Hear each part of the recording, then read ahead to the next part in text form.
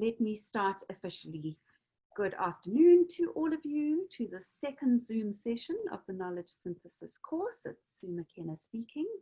Thank you for all your patience around the link for this afternoon.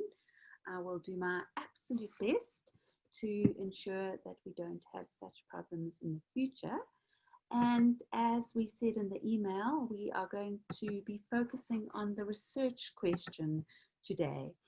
And as I said, a research question is a really significant part of the research journey, regardless of your methodology. But it takes a very particular role if you're doing a knowledge synthesis. So what we're going to do this afternoon is we're going to start off with Susan van Schalkwyk from Stellenbosch University, taking us through a few of the issues that we need to consider when developing a research question for a knowledge synthesis study. And then we're going to break into groups where I'm hoping we will get an opportunity. We'll put you in sort of cognate disciplines. So we're going to put commerce and law students together, and so on and so forth, so that you can then have a chat with your, hopefully we will make sure you have your librarians with you who are also doing this course, to talk through how, when you've got a good research question, what are the kinds of things we need to take into account in terms of choosing databases and what kind of search strategies we need. And this is not a once-off thing. You don't sit in the room with the librarian and hear a short PowerPoint and think, I've got it. You get better and better at it as you practice. And we did put the link to the seminar that Jill Otto and Linda Cartwright did for us some time ago. And that is on the RU Connected site, and it's long because it's a whole seminar, but I would highly recommend that you go back to that as well. So I think that's it from me for now, and I'm going to hand over to Susan, and you can share your screen. Susan, I've made you a co-host. Thank you. Yes, good afternoon again to everyone. I'm just going to get my screen up and running, and if someone can just tell me when you can see it, then that would be great. Yes, we can see it. Okay, wonderful. So great to be back here in Cape Town. It's a lot warmer than it was last time we met. So yeah, good to be able to move into this next section of our short course. And maybe just as a starter to say that I hope that you've all had a chance to listen and watch Joanna's really excellent presentation. It's nice and short, but gave a wonderful baseline from which we can work today, looking at the research question. So hopefully you've had a chance to have a look at that.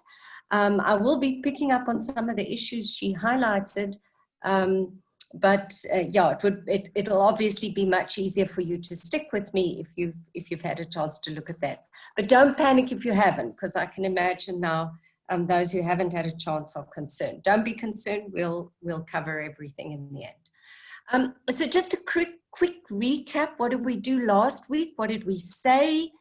Talked about knowledge syntheses, what they are, the contextualization and integration of research findings of individual studies within the larger body of knowledge on the topic.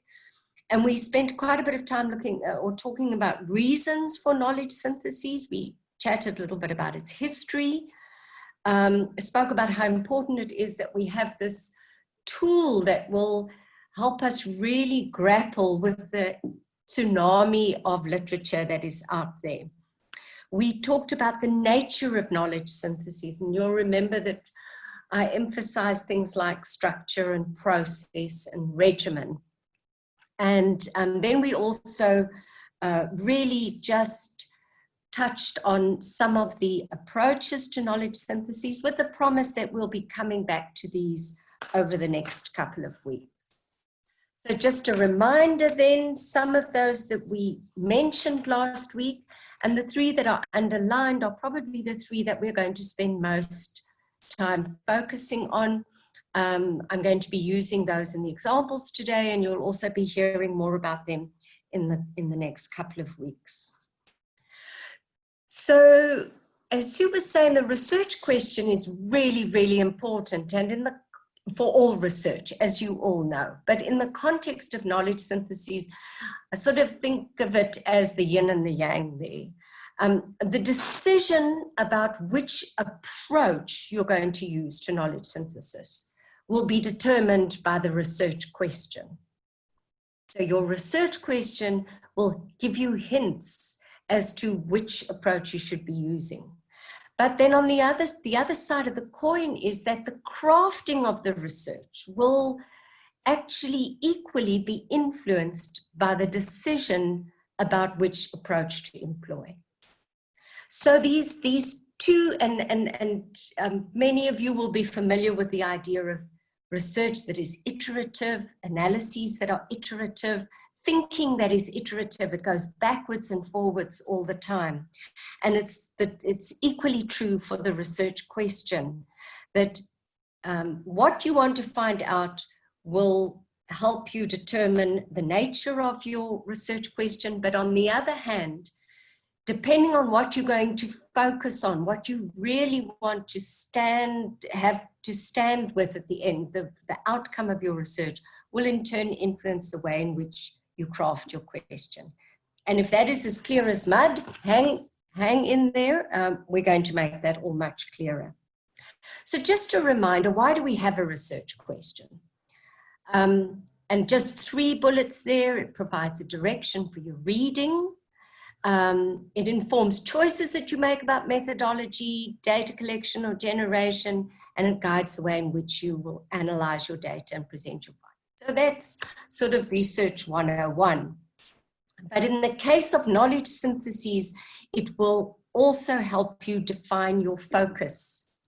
So you might, for example, when you decide to embark on a systematic review, decide you're going to include all studies within a particular period, say from 2005 to 2015.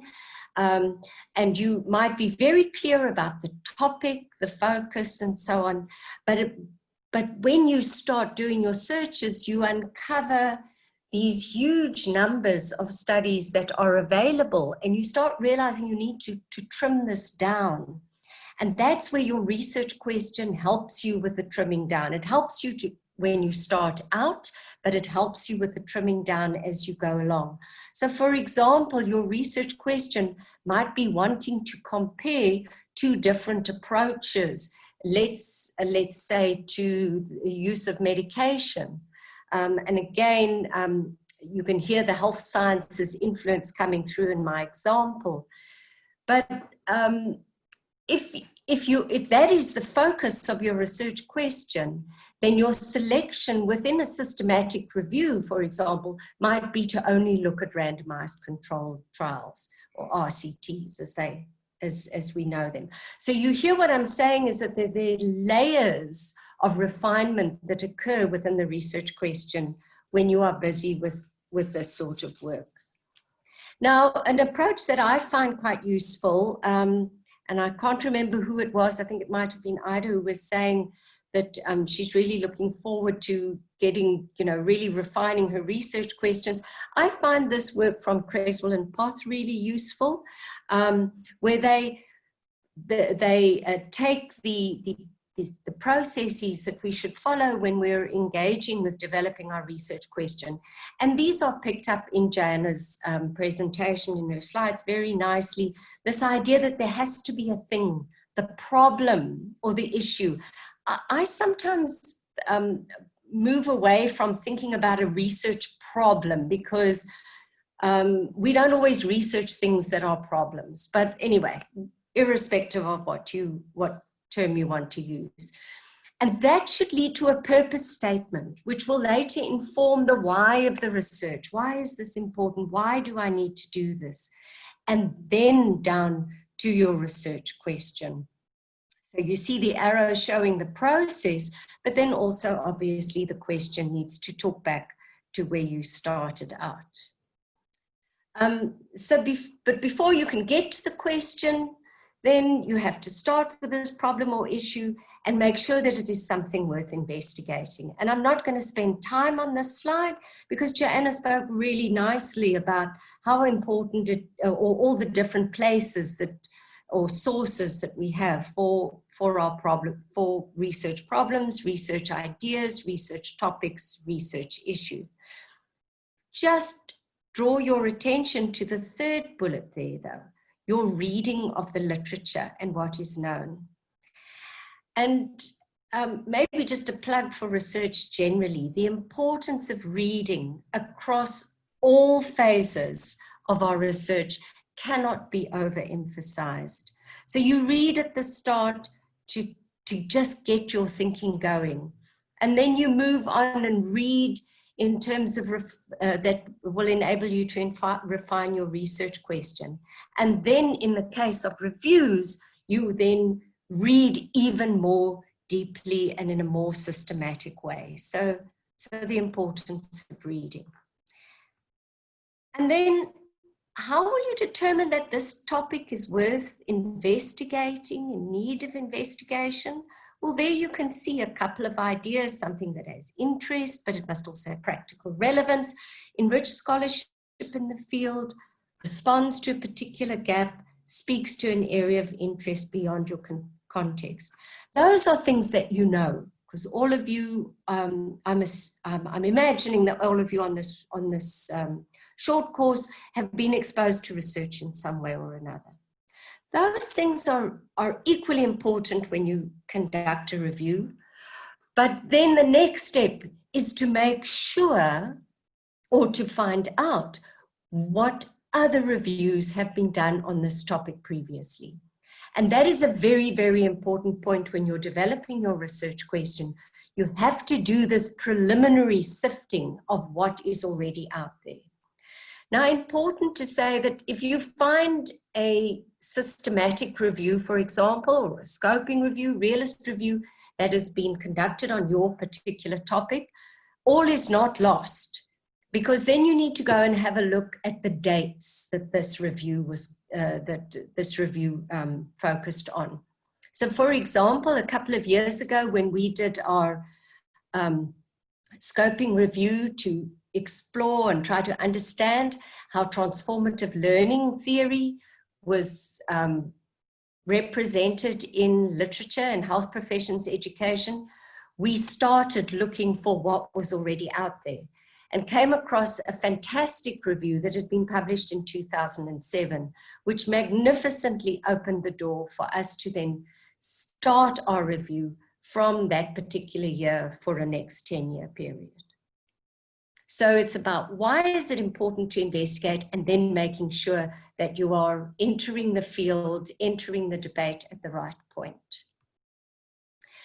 Sue, just at this point to say that, again, I don't see the chat, so you're welcome to interrupt me if there's anything that one needs to be asked at this point. So just some thoughts then on purpose, linking up to why is it important, also then why do we need to do it? And if you think back to the triangle, we're busy with the middle layer of the triangle that I showed you earlier, the upside down triangle. And again, these action words on the screen will be familiar to you. They become really important in terms of conducting syntheses or reviews, because each of these words immediately includes a hint as to which approach you would want to use. So if we go to the very last one, compare, immediately you're thinking that you're going to want to work with a very particular type of data, and probably your systematic review will be your best choice there. Whereas if you are looking to explore something, such as we did with the transformative learning theory review, then perhaps your scoping might be a better approach. Now, these are not hard and fast rules. Anyone who's attended a research methodology course will have probably heard whoever was running the course talk about the need for us to be almost like detectives when we compile a research question, because it's about drawing on all these different bits of information and all these different clues that are out there. And when you pull all these things together, you are likely to come up with a really elegant research question. So just in sum here, Creswell and Potts' work, they encourage people to actually write down the purpose statement script for their research. And there they give the example, the purpose of this whatever study, you could call it a knowledge synthesis, is to examine, explore the attitudes of, for example, of students at Rhodes University. It's not a good research question, but I'm just trying to give you the idea. What is really important in terms of knowledge syntheses on this slide, though, is what is below in yellow. Because by breaking up your research purpose, you are already starting to identify the phenomena that you plan to investigate. And what you will hear later from Joel and Linda, I'm sure, is that this is critical as you start embarking on your search processes. So crafting an elegant research question, this comes from a chapter that I wrote with a colleague of mine that's been uploaded to the site, and it's just really a bit of fun. I'm not going to go through it, but this is the idea of, in the same way that whiskey gets triple distilled, your research question is an iterative process, going through all the time, asking those questions over and over again until you have this really elegant question. And just picking up on what Sue was saying earlier, it really is a science and an art to develop a sound research question. So if you have an idea for a review topic, this is a slightly different visual way of thinking how you might go about the process. So I emphasized earlier the importance of the literature. You search the literature. Has it been done before? Yes, okay, start again, but with the caveat I mentioned earlier. No, well, that's great, and let's keep going. And notice the reference to the librarians and where they can help. And that is also why we're going to be engaging with these really important colleagues a little later on.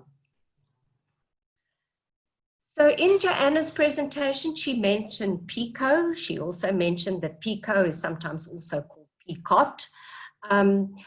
And the reason I'm showing you this here is just to remind you what Joanna said in her presentation.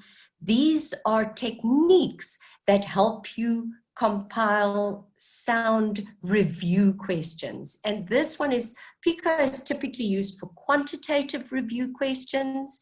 And again, you can go and listen to Joanna's presentation. Also some references there in the slide. The presentation will be uploaded after this for you to have a look at. Just at the top there, PICO, their variants, apart from PICOT, which includes the time frame, you can also have PICO with an S, and that is where what I was referring to earlier, the sort of sub-layer of decision making that has to happen. So in this particular instance, you will only look at research that was conducted as a randomized controlled trial. So even if your search comes up with a whole lot of other potential studies that speak to the topic and the keywords that you have used in your search, your next layer then looks at either time frames or study designs, or even context, which for those of you doing qualitative work, that can also often be very important. There are others, and as I mentioned last week, that's the fun thing about doing knowledge syntheses. There are lots of templates and guidelines and stuff out there, so you can make use of Spider to help you put together your research question, or Spice to spice up your life. And you can see each time they are identifying aspects of the research question that need to be in the question, but also providing you with clues for conducting your search. So of course, other approaches to developing the research question can simply be to do the what, why, when, who, where, and how sort of questions. Again, the way you put those different W and H words together will determine the nature of your study. But the key, again, is the way in which it helps you identify important search terms. So the phenomena, the key dimensions or concepts that form your research question and will inform your search. So here we just have two examples. The systematic review question is typically very focused. So this talks back to what we said last week. It usually fits into the PICO or the PICOT or the PICOS or one of those. And the example given below there. And those of you really interested in these things, the McGill University in Canada Library Guide is fantastic, is a fantastic resource. So those of you interested definitely want to look up. For a scoping review, often a broader question, such as ours was with the transformative learning theory question, it's often more complex. So it's not, is this bond better than that? But it is, how do we understand? How do we explain? How do we explore issues? And it often doesn't make use of PICO, which is why Spices and Spider and others have been developed.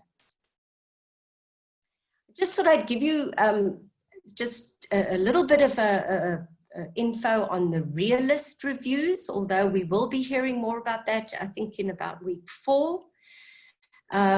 This is just an example of a review from higher education, unraveling quality culture in higher education.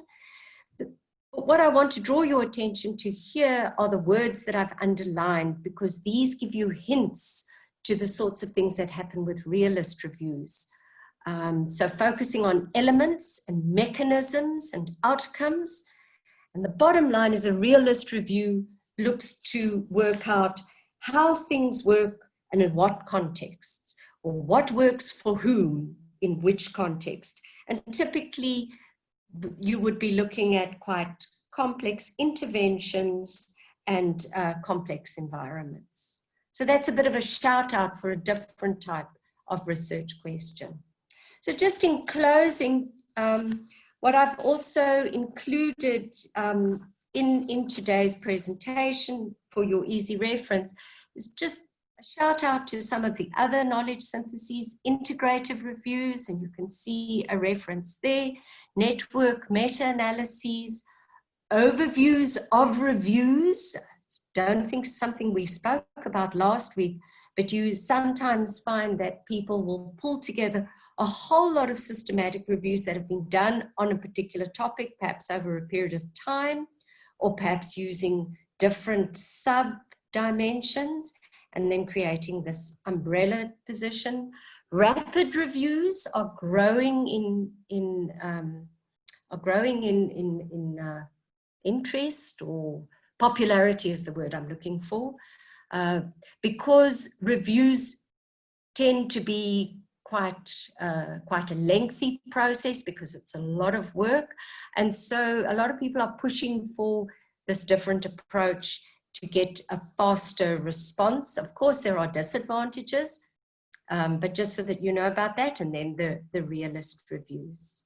So just in closing, quality questions should have significance and relevance. They must advance theory and practice. And they need to be like super duper perfect. And there you can see just a list of some of the characteristics of good research questions. But having said that, the wonderful thing about iteratively engaging with the literature and putting your research question through the triple distill process, all of those things work and help you to unlayer the onion and or unpeel the onion, peel the layers off the onion until you come to the nugget at the center. So I hope I've given you just some ideas around the research question. And so now your question will be, where do I want to go? What approach do I want to adopt? And we're going to spend, I think, most of the rest of this session talking about what the research question means for conducting our searches. So to generate the data that we will need for our analyses. So that's all from me for now, and I'm happy to take questions.